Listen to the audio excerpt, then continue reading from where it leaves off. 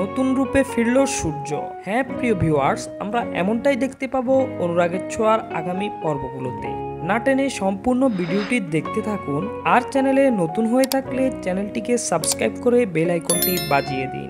অনুরাগের ছোঁয়া স্টার জলসার জনপ্রিয় ধারাবাহিক। এই ধারাবাহিকে বর্তমানে দেখা যায় সোনা এবং সূর্য গিয়েছিল বিদেশের উদ্দেশ্যে, আর সেখানে প্লেন ক্র্যাশ করে ভয়াবহ অ্যাক্সিডেন্টের মুখোমুখি হয় সূর্য এবং সোনা।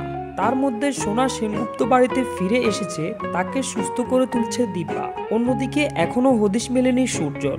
তাকে একটা ভিনদেশি গ্রামের লোকেরা জলের মধ্যে থেকে তুলে নিয়ে সেবা করতে থাকে। অন্যদিকে সেনগুপ্ত বাড়িতে এসে অবিনাশ খবর দেয় একটি ডেড বডি পাওয়া গেছে, সূর্যর সেটা হতে পারে। তখনই সবাই গিয়ে দেখতে পায় যে আসলে কি এটা সূর্য।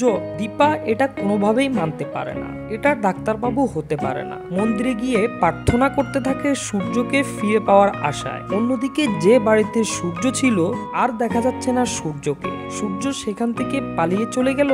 কে নিয়ে চলে গেল সূর্যকে? স্ত্রী পরিচয় দিয়ে সেই বাড়ি থেকে কে নিয়ে গেল সূর্যকে? এবার নতুন রূপে অ্যান্টি নেবে সূর্য। সূর্যের জীবনে একটা নায়িকা তাকে স্ত্রী বলে জানবে।